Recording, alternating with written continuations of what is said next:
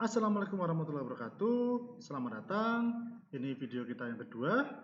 Di video kali ini kita akan mencoba untuk belajar mengenai data planning, tetapi dibantu menggunakan PACK Framework.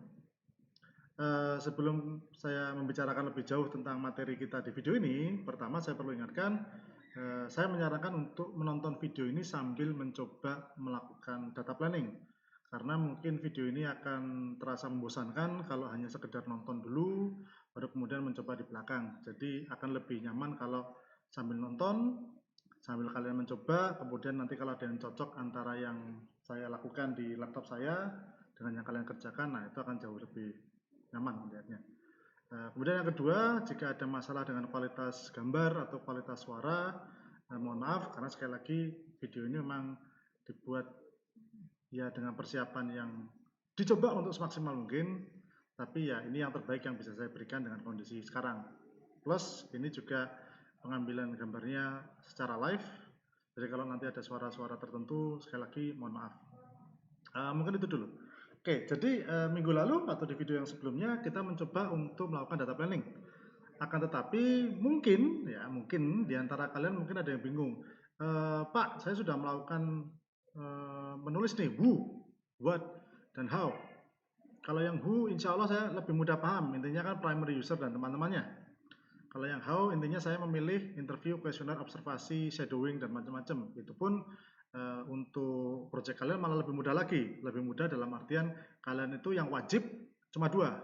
Jadi yang satu adalah interview dan yang satunya lagi adalah kuesioner. Sehingga saya masih bisa memaklumi lah kalau kalian how-nya nanti rata-rata antara interview atau kuesioner, kurang lebih seperti itu.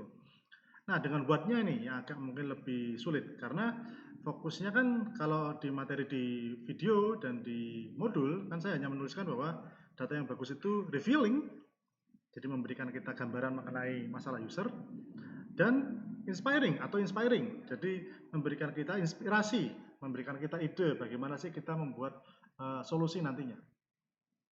Tapi mungkin, ya tadi seperti yang saya katakan di awal, mungkin kalian ada yang bingung, revealing itu seperti apa, inspiring itu seperti apa. Nah, makanya ditakutkan, karena kalian bingung, jadinya nggak tahu apa yang harus ditulis. Atau mungkin bukan karena kalian bingung, tapi karena kalian belum bisa melihat semua aspek dari semua sudut pandang, akibatnya apa? Akibatnya ada data-data yang sebenarnya berguna, data-data yang sebenarnya penting, tetapi tidak tertuliskan di dalam planning kalian. Nah, disitulah muncul yang saya tulis di bab ke-7, yaitu mengenai PACK Framework, PACT, yang terdiri dari people, activities, konteks, dan teknologi. Singkatnya, kita mencoba untuk mengambil data, melihat dari 4 aspek. Aspek people, pengguna dari aplikasi atau user, kemudian activitiesnya, yang menjadi action aktivitas yang bermasalah itu sekarang apa misalnya, kemudian konteksnya, situasi dan kondisinya, dan teknologi. Teknologi itu ada dua sisi. Sisi pertama adalah teknologi yang digunakan sekarang itu bagaimana, baik itu yang digunakan oleh user maupun teknologi-teknologi yang sifatnya dilakukan oleh kompetitor, karena ada baiknya memang kita melakukan studi kompetitor juga dalam beberapa hal.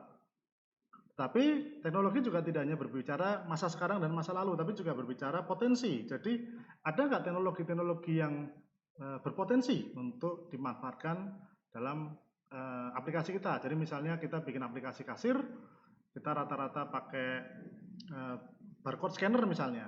Bisa nggak misalnya kita melihat menggunakan kamera, jadi bukan pakai barcode scanner tapi kamera, kita taruh barang kita, kemudian dia bisa mengidentifikasi, oh ini snack, oh ini biskuit dan macam-macamnya. Nah, tetapi tadi ini bukan masalah kemudian kita tidak boleh pakai cara yang sudah populer sekarang seperti barcode scanner. Ini hanya masalah kita membuka wawasan. Jadi teknologi itu aspeknya itu. Yang ada sekarang apa, yang dulu apa, yang lemah di mana, kemudian ada potensi-potensi apa saja yang bisa kita gunakan untuk menyelesaikan masalah tersebut. Sehingga mungkin saya pernah sampaikan di kelas bahwa ada baiknya memang kita sebagai UX designer itu terbuka dengan tren teknologi. Jadi bukan cuma terus karena saya biasa pakai barcode scanner maka selalu pakai barcode scanner, itu nggak bagus. Karena saya biasa pakai mouse selalu pakai mouse, nah itu juga tidak bagus. Nah, akan lebih baik lagi kalau kita terbuka dengan teknologi baru. Ya. Tapi di sisi lain juga jangan terlalu terbuka dengan teknologi baru, tetapi juga kita perlu sadar bahwa terkadang tidak semua teknologi baru cocok untuk diterapkan. Sehingga intinya di sini apa? Intinya di sini adalah membuka wawasan, open mind. Jadi mau dibawa ke baru, kita siap. Jadi kita nggak ketinggalan tren. Mau stay dengan tren yang ada, kita siap. Bahkan mau downgrade kembali ke masa lalu, juga bisa, kita siap. Itu yang dimaksud dengan aspek teknologi. Nah, tanpa lebih lama, mari kita mencoba untuk masuk ke data planning kita. Di sini kita mulai dari contoh yang pertama dulu, yaitu yang peningkatan kemampuan bahasa Inggris. Oke, ini file saya yang lama yang saya buat untuk video yang terakhir. Jadi masih belum ada yang saya ubah, masih tetap sama. Ini untuk yang masalah peningkatan kemampuan bahasa Inggris.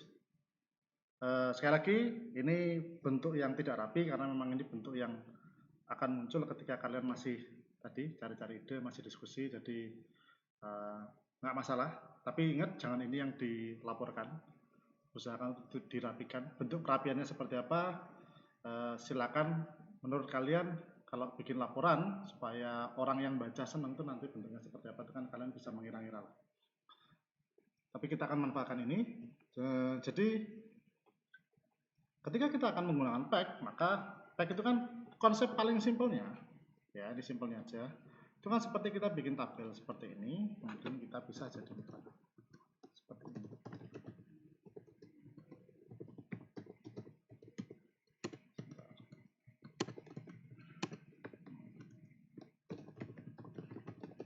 Nah, simpelnya kan seperti ini, sehingga nanti di sini tinggal datanya, misalnya apa SDW, misalnya GH ini atau apa, kan misalnya seperti itu. Ini buat-buatnya semua. Atau cara lain, kalian juga bisa bikinnya. Ingat ya, bukan masalah laporan ya. Ini masalah ketika ketika lagi cari ide supaya lebih teratur dalam nyari idenya, supaya juga ya di satu sisi jus kreatif tidak perlu rapi-rapi, tapi kalau terlalu berantakan juga yang repot kalian. Ya, jadi biar agak lebih terorganisir walaupun masih dalam tahapan santai, itu kalian bisa kemudian salah satunya juga bikin tabel seperti ini.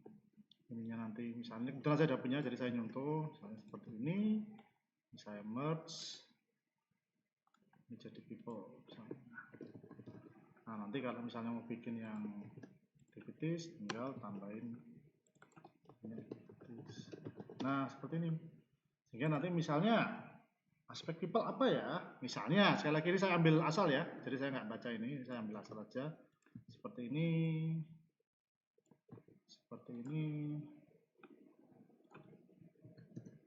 Nah, seperti ini misalnya. Jadi ini juga cara lain. Kalau kalian ingin nanti mendaftar kira-kira who, what, dan why-nya yang ingin dilakukan seperti apa, kurang lebih seperti itu. Nah, nanti tinggal tambahin who-nya aja. Di sini misalnya kalau pakai cara ini ya tambahin who-nya aja. Ini who-nya mahasiswa. Nah, seperti ini aja. Sudah selesai. Seperti itu. Ini who untuk mahasiswa yang ini untuk who mahasiswa, what-nya kalau aspek people ini, kalau aspek activities ini. Misalnya seperti itu aja. Boleh. Terus nanti kalau misalnya mau bikin yang lain untuk yang lain, ya sekali lagi ini saya copy untuk kecepatan saja. Nanti saya menyarankannya sih template-nya aja dibikin dulu baru di copy, supaya nggak berkali-kali harus ngapus itu. Misalnya untuk dosen misalnya, alasannya ya bla bla bla misalnya. Terus alasannya, nah seperti ini. Jadi nanti ini who-nya untuk yang mahasiswa, ini what, why, how-nya yang berhubungan dengan people, ini yang berhubungan dengan activities. Kalau ini yang dosen, ini what, why, how-nya untuk yang people, dan seterusnya seperti itu bisa sekali. Nah, cuma kalau saya sementara ini saya tidak pakai ini, ya saya tidak pakai ini. Alasannya karena menurut saya, sekali lagi menurut saya, jadi kita bisa punya kasus yang beda-beda. Jadi jangan terus Pak Giga bilang ini juga nggak seperti itu. Tapi menurut saya kok saya cuma punya satu who. Ya, di satu sisi memang bisa sih bentuk seperti ini, tapi karena fokus saya di sini kan untuk menyampaikan, jadi saya tidak pakai bentuk ini. Kalau saya bekerja, saya malah lebih suka bentuk ini sebenarnya. Soalnya rapi, langsung who-nya jelas, buatnya jelas, why-nya, how-nya jelas. Tapi karena saya ngajar di sini, saya menyampaikan di video, Jadi saya pakai bentuk yang sederhana ini aja, nanti tinggal saya masukkan who-nya di sini. Ini mahasiswa. Nah, nanti kemudian kita pikirkan people, aspek terkait people apa saja yang berhubungan dengan mahasiswa. People ini kan mengenai apakah ada perbedaan fisik yang harus saya perhitungkan, apakah ada perbedaan psikologis yang perlu saya perhitungkan, atau apakah ada perbedaan dari aspek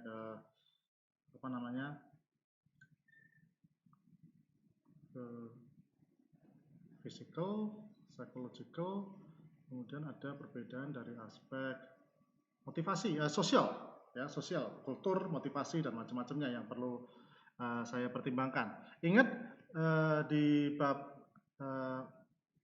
5 saya menyampaikan bahwa data itu revealing dan inspiring, memang betul. Tetapi yang lebih penting lagi ada yang nomor 1, bahwa sesuatu yang bisa diambil atau data yang bisa diambil belum tentu harus diambil. Jadi kalian harus pikirkan dalam aspek people-nya nanti punya saya, perlu nggak sih mempertimbangkan perbedaan fisik? Perlu nggak sih mempertimbangkan perbedaan psikologis? Perlu nggak sih mempertimbangkan perbedaan sosial? Nah, kalau tidak perlu, ya sudah, kita langsung lanjut ke aspek activities seperti itu. Nanti di activities kan tuh juga macam-macam tuh, ada daftar aktor, ada urutan flow, urutan proses, dan macam-macam itu dipertimbangkan. Kira-kira perlu saya cari nggak? Kalau nggak perlu langsung ke konteks. Konteks ada psychological konteks, ada social konteks, ada organizational konteks, ada physical konteks. Nah, itu perlu saya ambil nggak? Nah, kalau nggak perlu, logis lah seperti itu. Jadi jangan terus nanti di bab 7 ada tulisan apa, copy sini semua misalnya, ya itu juga nggak benar gitu loh. Jangan seperti itu juga cara kerjanya. Jadi coba dipikirkan matang-matang, mana sih yang perlu saya tuliskan. Ya, terus nanti tuliskan saja misalnya apa, terus bikin yang baru lagi apa, bikin yang baru lagi apa misalnya. Kalau ternyata nanti ada yang kayaknya ini salah deh, nggak apa, hapus aja. Hidup jangan dipersulit gitu loh. Hapus saja. Atau kalau ternyata kayaknya bener deh, undo aja. Udah, seperti itu. Jangan mempersulit hidup. Ini masih momen-momen kreatif. Jadi ini di sini momen yang banyak diskusi, banyak kontroversi, banyak konflik dalam artian menurut saya enggak, menurut kamu iya, gimana dong ini, sehingga perlu nanti ada kompromi dan macam-macam, tak lebih seperti itu. Jadi dipikir yang santai aja.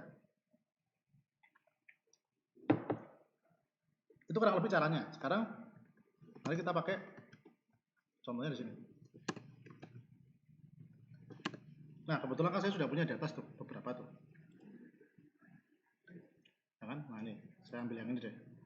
Persepsi kesulitan. Nah, kalau menurut saya persepsi kesulitan itu aspeknya kan apa pendapat mereka. Jadi kan ini masuk ke motivasi dan goal sebenarnya. Jadi ini lebih cocok dimasukkan ke people. Seperti itu.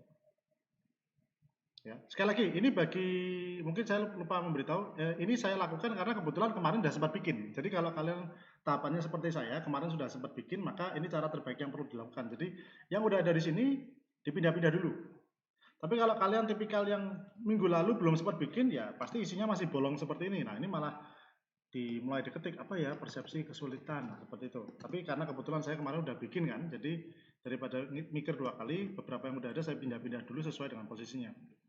Letak kesulitan, materi yang sulit. Nah, kalau materi yang sulit ini dari aspek people bisa, aspek activities bisa. Nah, terus yang mana tuh yang benar?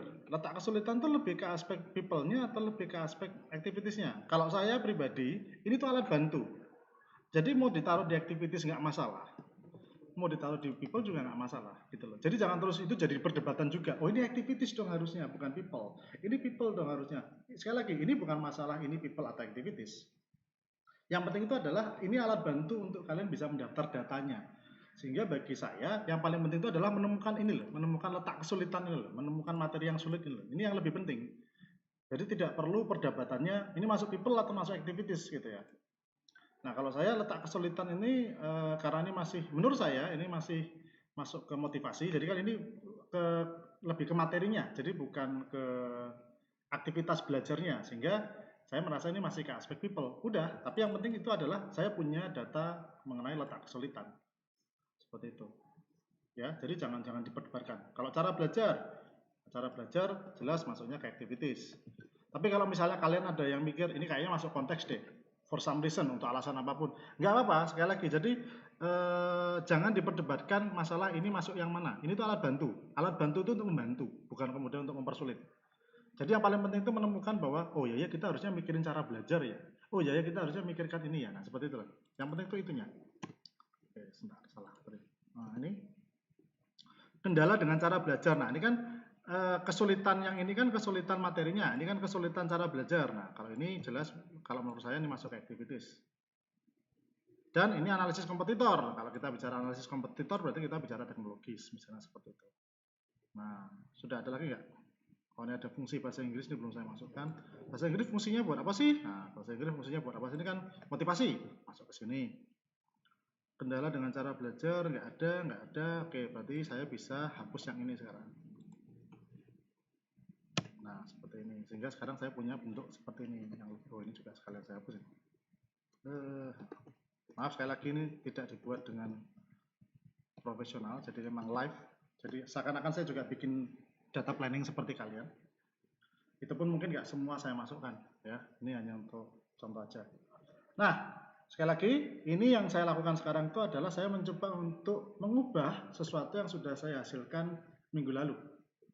Sesuatu yang sudah saya hasilkan di video sebelumnya. Jadi sama sekali ini bukan bikin baru. Jadi bagi kalian yang memang minggu lalu sudah membuat suatu hasil, ini yang saran saya langkah yang pertama kali kalian lakukan. Ya, ini pun tadi saya bilang ini bisa diubah bentuknya ke yang ini tadi bagi yang mau, ya sekali lagi ini bisa diubah ke bentuk seperti ini. Ya, jadi ini style aja sih. Jadi style saya mungkin bukan yang lebih bagus, mungkin ada yang lebih bagus lagi. Jadi nggak masalah, saya bukan tipikal yang enggak apa ya baper kalau cara saya nggak dipakai. Yang penting ilmunya berguna buat saya. Jadi, memahami. Ini validasi filter. Kemarin saya pakainya kalau nggak salah. How-nya saya pakai interview. Nah seperti dari cara lain yang tadi sudah report people. Nah seperti ini caranya. Ini kalau pakai cara yang tadi yang pertama. Tapi sekali lagi untuk alasan mengajar aja saya nggak pakai cara ini. Tapi kalau biasanya nggak ngajar saya pakai cara ini. Oke, nah sekarang baru kemudian kita manfaatkan ini untuk lebih jauh. Nah disinilah baru kemudian kita melihat yang ada di bab 7.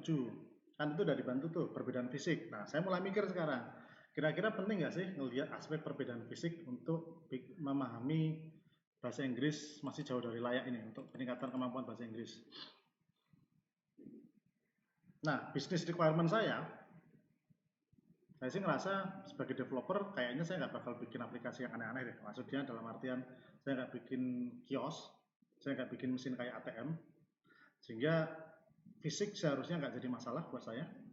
Orang tua nggak ngaruh juga, wong ini targetnya anak muda semua, jadi pasti bisa membaca semua insya Allah. Colorblind, ya saya yakin ada mahasiswa yang colorblind, tetapi saya tidak akan fokus ke situ, jadi mohon maaf, tapi ini yang namanya pertimbangan seperti ini. Kayaknya untuk sistem yang sekarang belum masuk ke situ deh. Jadi kalau ada mahasiswa yang colorblind, dia bukan target user saya. Nggak masalah, itu kan business requirement. Target user saya siapa? Mahasiswa colorblind nggak masuk, jadi sementara nggak perlu saya pertimbangkan.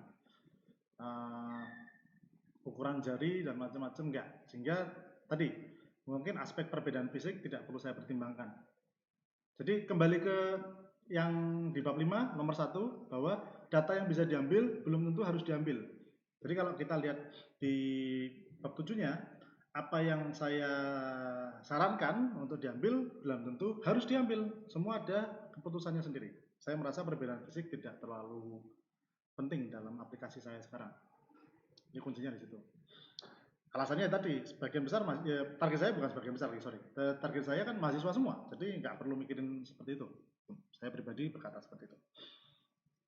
Kemudian kita bicara aspek psikologi. Nah, aspek psikologi ini akan menarik buat saya karena saya ingin tahu nih berapa banyak di antara mereka yang suka belajar pakai HP. Gitu loh. Sehingga kebiasaan belajar menggunakan smartphone. Atau mungkin bukan smartphone. Kalau smartphone nanti saya maksanya pakai smartphone. Soalnya di ide saya itu ada ide-ide smartphone, tapi mungkin kebiasaan belajar menggunakan device mungkin atau gadget, untuk kalimat itu lebih tepat. Jadi saya ingin tahu kalau mereka belajar itu tipikal mereka terbiasa nggak belajar menggunakan smartphone, atau terbiasa nggak mereka belajar menggunakan apa namanya PC. Loh Pak, kebiasaan belajar kan activities. Iya, tapi sekali lagi, yang penting itu adalah menemukan data bahwa kebiasaan belajar itu perlu untuk dipikirkan. Gitu loh. Yang penting itu. Dengan melihat aspek people activities, saya jadi kepikiran nih, oh ya kebiasaan belajar pakai smartphone kayaknya perlu dipikirkan nih, nah, seperti itu. Itu pun kalau kita lihat, loh sebenarnya udah sama-sama ini, ya sudah tinggal dihapus. Nah, gitu loh. Salah. Nah, seperti itu aja. Oh iya, kebetulan kan udah masuk di sini. Nah, ya sudah dihapus aja, jadi nggak masalah. Yang penting jangan kembar. Kalau kembar nanti malah bingung. Kayak ditulis, kalau ini saya tulis dua-duanya malah bingung. Oh iya, kebetulan kan saya kemarin udah mikir ya. Tidak dihapus salah satu. Gitu aja. Oh, ini bahasnya berbeda. Ini mengenai cara belajarnya. Ini mengenai penggunaan gadgetnya. Ya nggak apa-apa. Berarti dipertahankan, tapi diperjelas. Berarti ini cara belajar mungkin metode belajarnya, misalnya seperti itu. Metode belajarnya, kalau ini masalah kebiasaan device-nya. Soalnya metode belajar kan macam-macam. Misalnya metode belajar pakai hafalan, metode belajar pakai apa? Pakai menjawab soal. Mungkin itu kan kita bisa kan berpikir seperti itu, nggak masalah. Cuma karena ini yang mengerjakan saya, bagi saya cara belajar itu ya ini sebenarnya. Jadi daripada ketulis double, salah satu dihapus. Gitu. Ya, tapi sekali lagi, ketika jus kreatif keluar tuh keluarin dulu aja. Nanti begitu dibaca pelan-pelan kan, oh ini mirip nih, oh ini kembar nih, dihapus nih. Oh ini kayaknya yang ini sama ini bisa digabung deh, digabung yuk. Nah, seperti itu. Nggak apa-apa. Ya, santai aja gitu loh. Jadi jangan terus jadi beban. Ini itu alat bantu, bukan alat untuk merusak hubungan pertemanan kalian satu kelompok. Oke, berarti saya sudah memasukkan aspek kebiasaan menggunakan IT untuk aspek psychological. Memori saya mungkin nggak terlalu butuh itu. Kemampuan spasial kayaknya saya nggak butuh itu. Saya bukan bikin web seperti shopping online. Saya nggak ada niatan bikin seperti itu. Jadi saya nggak perlu nanya mengenai kemampuan spasial, sorry. Saya nggak perlu nanya mengenai memori. Apalagi psychological. Kayaknya aspek psychological pun tidak terlalu banyak yang perlu saya sentuh ini. Sehingga dari pack aspek psychological tidak perlu saya sentuh. Nah, aspek sosial secara kultur ya mahasiswa itu kan bisa dari Indonesia manapun tuh. Tapi saya yakin saya pakai bahasa Indonesia sih sama bahasa Inggris. Jadi mungkin aspek kultur itu nggak perlu saya pertimbangkan. Ya beda kalau kebetulan aplikasi saya targetnya ada yang orang Malaysia, ada orang Indonesia, ada orang Singapura. Nah ini mungkin aspek kultur perlu saya pikirkan. Tapi karena target saya walaupun orang Indonesia itu banyak suku, budaya dan macam-macam, tapi saya yakin dengan bahasa Indonesia harusnya sudah cukup. Ya. Nah mungkin bagi kalian yang ngerasa nggak yakin nggak apa-apa, santai aja gitu loh. Jadi jangan gara-gara Pak Giga kayak gini terus kayak gitu enggak. Jadi saya punya argumen. Yang penting kan di argumennya. Saya punya argumen kenapa saya nggak mikirkan aspek kultur. Saya mikirkannya aspek motivasi, aspek goal. Nah, motivasi dan goal ini tadi persepsi kesulitan, terus fungsi bahasa Inggris. Jadi lebih ke ini mungkin saya perlu memperjelas karena mungkin saya sendiri nanti lupa. Goalnya apa? Jadi bahasa Inggris itu nanti dipakai buat apa? Itu kan goal. Motivasi kan dan goal kan larinya seperti itu. Jadi saya jelas terbantu dengan adanya people-nya Benyon, saya perlu nih untuk nyatet mengenai aspek motivasi dan goal. Nah, seperti itu. Ada lagi nggak aspek mengenai orang yang perlu saya ketahui? Latar belakang pendidikan, ya mahasiswa mesti anak S1 semua, jadi nggak butuh. Kebiasaan menggunakan komputer, pasti bisa pakai komputer. Cuma pertanyaannya biasa belajar pakai komputer nggak? Tapi tadi sudah saya masukkan ke cara belajar, jadi nggak perlu juga. Ya udah, menurut saya cukup, saya nggak perlu nambah lagi. Activity sekarang, nah activity kan macam-macam tuh. Perlu nggak saya mikirkan aktor yang terlibat? Target saya kan belajar mandiri nih, jadi saya nggak perlu mikirkan itu. Saya yakin ini aplikasinya dipakai oleh mahasiswa. Ya, tapi mungkin di antara kalian ada yang mikir, gimana kalau bikin aplikasinya belajar bersama, kayak aplikasi saya lupa namanya, Flinto atau Flito apa itu kan, dimana kita bisa belajar dengan berkirim pesan. Jadi kayak kita kayak Quora, kita nulis pertanyaan, nanti yang ngerti siapapun bisa jawab. Nah ini kalau seperti ini maka daftar user akan jadi penting. Tapi saya sudah punya mindset ini untuk sementara saya bikinnya untuk belajar mandiri. Jadi saya nggak perlu nanya daftar user yang terlibat. Kemudian urutan prosesnya, nah itu saya malah sekalian pengen tanya nih. Jadi cara belajar ini mungkin saya perjelas lagi urutan proses, nah, terus tool yang digunakan. Nah ini kan ada tuh di bab 7 tuh tool atau objek yang digunakan. Nah ini untuk memperjelas. Nanti kalau misalnya mau lebih rapi, biasanya saya akan seperti ini. Ini kalau saya biar lebih rapi. Soalnya kalau kayak gini nggak terlalu rapi. Nanti kalau mau lebih rapi lagi, yang saya lakukan adalah seperti ini. Saya hapus. Ini saya hapus. Nah, jadi tahu bahwa cara belajar itu ada dua yang saya tanyakan. Jadi yang pertama adalah urutan prosesnya, dan yang kedua adalah tool yang digunakan apa. Informasi menurut saya justru di sini kita akan belajar sesuatu, jadi mungkin nggak perlu saya catat untuk informasi. Kendala ini sudah ada, kebetulan kendala dengan cara belajar sekarang, jadi saya ingin tahu cara belajar sekarang itu kendalanya apa, itu sudah ada di bab 7 juga, jadi ini saya terbantu itu kalau ya walaupun saya juga udah mikir dari minggu lalu, tapi minimal apa yang saya pikirkan minggu lalu ternyata udah masuk nih di sini, jadi itu bisa, kalau kalian mungkin nggak kepikiran, kalian bisa manfaatkan itu. Dan tapi tadi kuncinya, ini perlu diambil nggak? Nah kalau nggak perlu berarti nggak usah ditulis, kayak saya tadi ada yang nggak saya tulis kan, jadi it's okay, it's fine gitu loh, santai aja. Kendala cara belajar, kemudian karakteristik waktu, frequent, infrequent, apakah ini sesuatu yang frekuensinya sering atau tidak. Mungkin saya harus nanyakan itu dulu sih, lama atau apa, lama belajar. Jadi biar tahu ini bakal frekuensi tinggi atau frekuensi rendah, jadi mungkin lama belajar atau kalau enggak rutinitas belajar. Jadi misalnya berapa kali per minggu, nah seperti ini. Atau mungkin juga bisa berapa jam per sesi. Nah seperti ini. Jadi saya mungkin ingin tahu mereka tuh sekali belajar itu berapa jam sih, kemudian seminggu itu berapa kali sih, karena itu nanti akan ngaruh ke frekuensi dan infrekuensinya yang ada di bab 7. Intensitas kayaknya enggak, ini bukan sesuatu yang intensitasnya tinggi atau rendah. Paling kalau ada ujian, tapi saya pikir aplikasi saya tidak dipakai untuk mempersiapkan ujian, jadi seharusnya intensitasnya, asumsi saya nggak akan naik, datar-datar aja.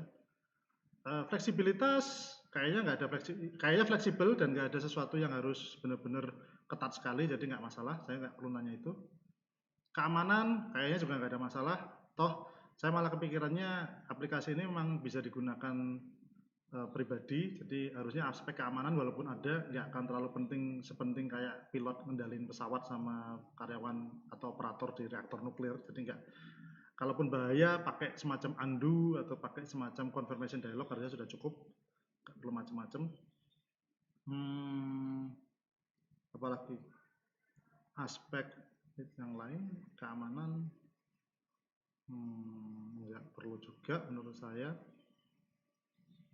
Interupsi, mungkin interupsi masuk, tapi saya pikir aplikasi saya kan aplikasi yang nggak akan terlalu banyak prosesnya, jadi mungkin interupsi sudah tidak perlu dipikirkan. Ya berarti kurang lebih ini data saya. Nanti kalau ada yang perlu saya tambahkan, akan saya tambahkan, tapi mungkin tidak di video ini. Oke, bicara konteks. Nah, bicara konteks kita bisa ambil dari physical konteksnya dulu. Physical konteksnya, ini mau belajar di mana? Karena tadi saya bilang belajar di laptop, berarti harusnya nggak perlu mikirkan aspek kayak tinggi aplikasinya, pencahayaannya. Oh, pencahayaan mungkin penting. Jadi mungkin semacam ide sih pencahayaan. Jadi nanti mungkin ada light mode sama dark mode gitu, seperti itu. Siapa tahu ada yang suka belajar malam kan? Nanti kan atau mungkin harus saya tambahkan di sini deh biar jadi oke lah. Mungkin waktu belajar. Sehingga kalau kita tahu banyak yang suka belajar malam, nanti larinya ke, jadi kalau ini dibilang konteksnya waktu belajar, tapi nanti kalau bicara why-nya itu supaya saya tahu ini saya butuh dark mode nggak, semacam itu. Kalau ternyata nggak butuh dark mode juga percuma aja. Jadi saya ingin tahu waktu belajarnya gimana. Jadi untuk memperjelas apakah tipikal pagi, siang, malam, seperti itu.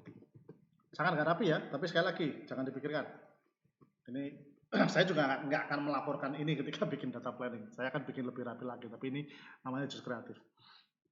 Physical konteks, suara.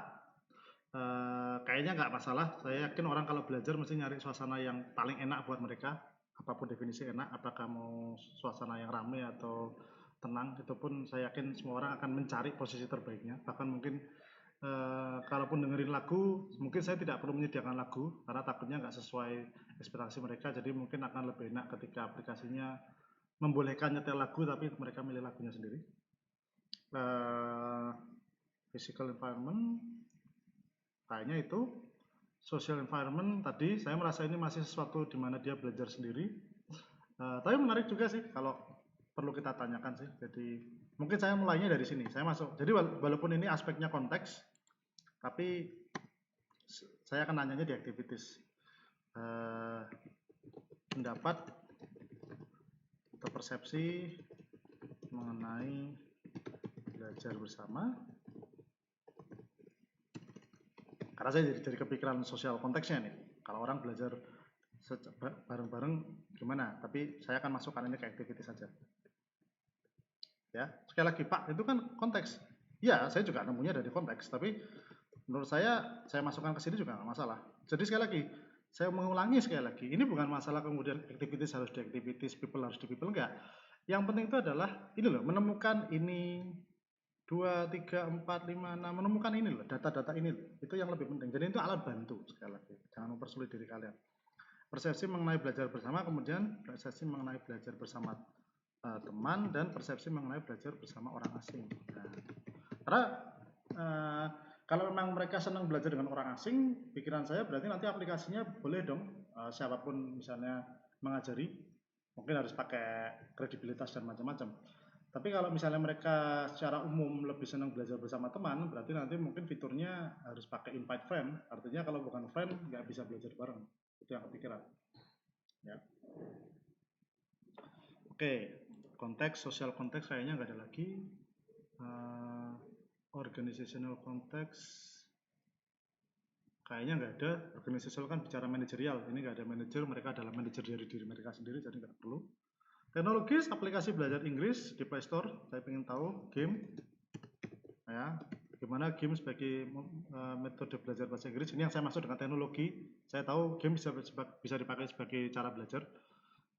Selain itu, cara belajar yang lain itu misalnya tadi ada ide mengenai menggunakan lagu,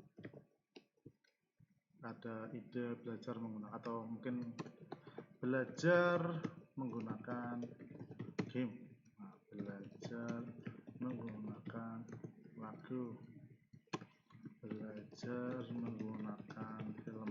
Nah, seperti ini. Ini ide-ide aja. Teknologi-teknologi yang ada kan seperti itu.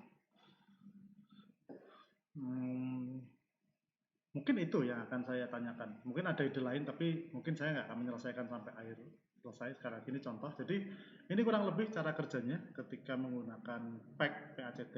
Jadi kita lihat dari aspek people-nya, sudah ada bantuan di bab 7. Kita lihat dari aspek activities-nya, juga sudah ada bantuannya di bab 7, dan seterusnya seperti itu. Jangan diperdebatkan, oh ini harusnya people. Salah itu, bukan di people, ini di activities. Jangan diperdebatkan ke situ. Sekali lagi yang paling penting adalah menemukan ininya, datanya ini loh. Oh ternyata perlu ya nanya ini ya, perlu ya nanya ini ya. Oh iya, saya kok nggak kepikiran. Kayak tadi nih, yang persepsi belajar bersama teman ini kan saya nggak kepikiran. Oh iya ya, sosial konteks bisa masuk ini. Jadi ide yang menarik juga itu. Ini kan arahnya kalau jawabannya bagus kan inspiring. Waktu belajar, oh ya saya jadi kepikiran. Ini kalau belajar malam aplikasi saya nggak ada dark mode-nya juga, akan repot juga nih.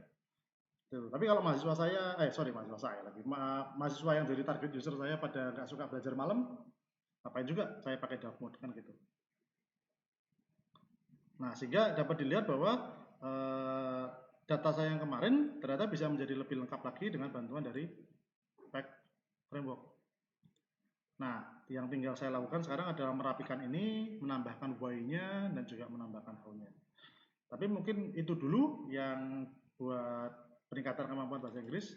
Nanti coba kita lihat bagaimana saya menggunakannya di contoh yang kedua, yaitu yang sulitnya membuat jadwal mengajar dosen.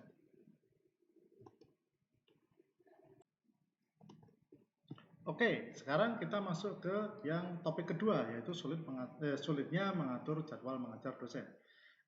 Di minggu lalu saya sudah mencoba untuk pertama mencari tahu dulu siapa sih yang punya tanggung jawab untuk mengerjakan pengaturan jadwal dosen, gitu.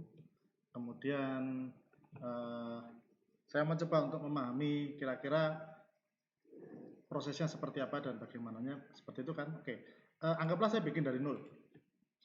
Anggaplah. Jadi saya tahu ini sudah ada, tapi anggaplah atau ini saya hapus semua aja deh. Anggaplah saya bikin dari nol. Nah, saya bikin dari nol aja nggak apa. Jadi saya akan bikin dua sekarang. Kalau sini ada dua, yang pertama di sini activities sama konteks logis ya, terus who already daftar atau terdaftar user. Nah seperti ini yang pertama kali akan saya ambil. Nah kalau sudah,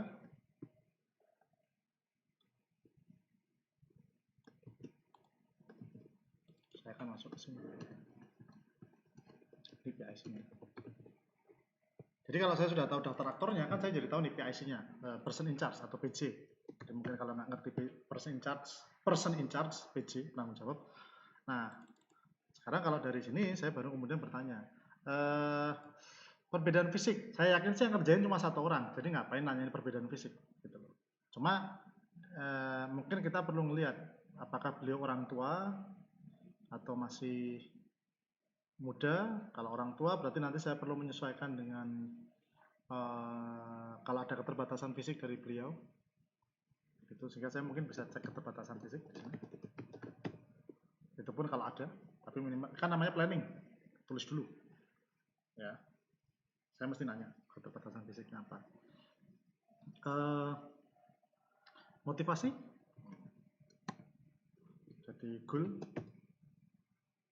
dari mereka apa sih, tujuan mengatur jadwal dosen itu goalnya apa sih? Keluar jadwal dosen kayaknya juga enggak, mungkin ada apa, keluar jadwal dosen dengan cepat, dengan rapi, dengan apa, kan saya nggak tahu juga. Saya tahunya keluar jadwal dosen, tapi mungkin beliau punya angan-angan yang lebih lagi, dengan rapi, dengan cepat, dengan tidak bertele-tele, nggak tahu juga. Jadi ya sudah, pokoknya goalnya dulu apa, goalnya apa, begitu. Mungkin itu tentang people-nya, nggak banyak. Nah, dibanding dengan bahasa Inggris, sulitnya mengatur jadwal dosen itu adalah sesuatu yang sebenarnya sudah terjadi beberapa lama aktivitasnya. Makanya ini adalah contoh sebuah project yang pertanyaan aktivitinya bisa banyak gitu. Contoh, saya bisa nanyakan ini. Karena siapa tahu Pak Kaprodi hanya ngerti PIC-nya. Nggak ngerti selain PIC ada anak buah siapa lagi. Mungkin, kan kita nggak tahu. Sehingga saya bisa menanyakan ke PIC-nya lagi, siapa lagi nih daftar aktornya. Karena sekali lagi, dibanding belajar yang bahasa Inggris yang ada di sini, bahasa Inggris itu menurut saya sesuatu yang sifatnya mandiri, walaupun di sini juga saya tanyakan kira-kira kalau belajar bareng teman seperti apa. Tapi untuk yang mengatur jadwal dosen, saya tidak percaya. Sekali lagi saya nggak percaya kalau ini dikerjakan satu orang. Sehingga pasti ada yang terlibat. Dan di situ saya perlu tahu keterlibatannya sebagai primary user atau sebagai secondary user. Saya perlu cek. Nah, di sini kemudian kita bicara proses urutan atau urutan proses, urutan proses. Jadi kalau mau bikin jadwal ngajar itu urutan awal sampai akhir apa? Karena saya nggak pernah bikin jadwalnya. Gitu. Jadi ini saya perlu tahu. Kemudian tadi ada tool yang terlibat nggak? Kemudian ada informasi yang diperlukan nggak? Kalau mau bikin jadwal dosen. Informasi apa saja? Bayangan saya, informasi mengenai jumlah mata kuliah, informasi mengenai dosen apa, ngajar apa, informasi mengenai jumlah mahasiswanya per kelas. Soalnya kan misalnya di Prodi TI sendiri kelas atas itu kan 32 kapasitasnya, kelas bawah bisa 40-an. Nah, itu kan berarti kalau yang kelasnya banyak dengan yang kelasnya mahasiswanya banyak dengan kelas yang mahasiswanya sedikit, pasti kan beda tuh menaruhnya. Jangan sampai mahasiswa yang isinya 45 orang ditaruh di atas, di lab-lab atas nih yang ada di, ini kebetulan saya di lab B, di lab-lab atas yang ada sekitar 32 anak. Nanti yang lesian 10 orang kan kasihan. Tapi kalau mahasiswanya 25 kan bisa ditaruh di atas. Nah, seperti itu loh. Jadi kita bicara informasi seperti ini. Saya tulis dulu aja, nanti kan tinggal saya, ya bukan tinggal apa, saya juga nggak tahu sebenarnya informasinya apa. Jadi saya tulis informasi. Jadi saya nanya, kalau lagi bikin jadwal itu informasi apa saja yang diketahui. Ya, misalnya seperti ini. Apalagi selain informasi, kendala, ya, kendala proses sekarang, terus solusi yang pernah dicoba. Ini masuk sini bisa, masuk sini juga bisa, tapi sekali lagi saya cenderung memasukkan ini ke aktivitasnya karena ini bukan masalah teknologinya, ini aktivitasnya. Sekali lagi nggak masalah ya, sekali lagi jangan diperdebatkan terlalu jauh. Yang penting itu data ini ya. Udah berapa kali saya ulangi. Solusi yang pernah dicoba, proses yang tidak boleh diubah.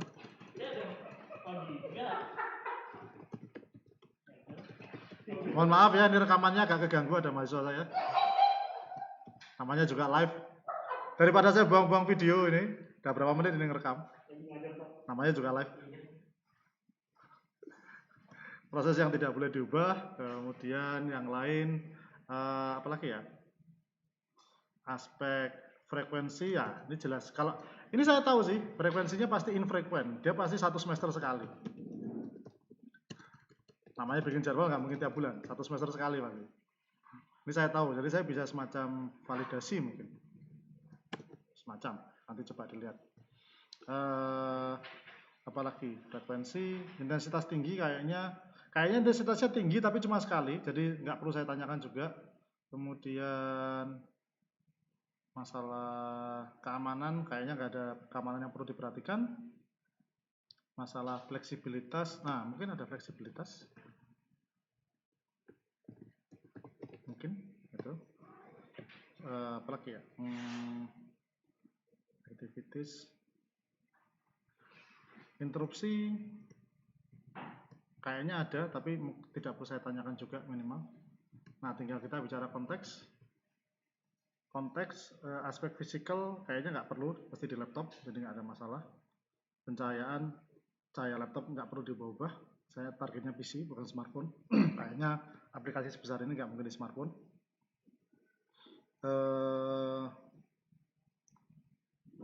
Organizational konteks mungkin saya perlu tahu. Organizational konteksnya saya mungkin perlu tahu. Kemudian sosial konteksnya tadi ada sosial konteksnya. Nah, mungkin ini nggak jelas ya, tapi memang karena sekarang baru cari-cari ide kan. Jadi saya bisa melanjutkan ini nih. Urutan proses, tool.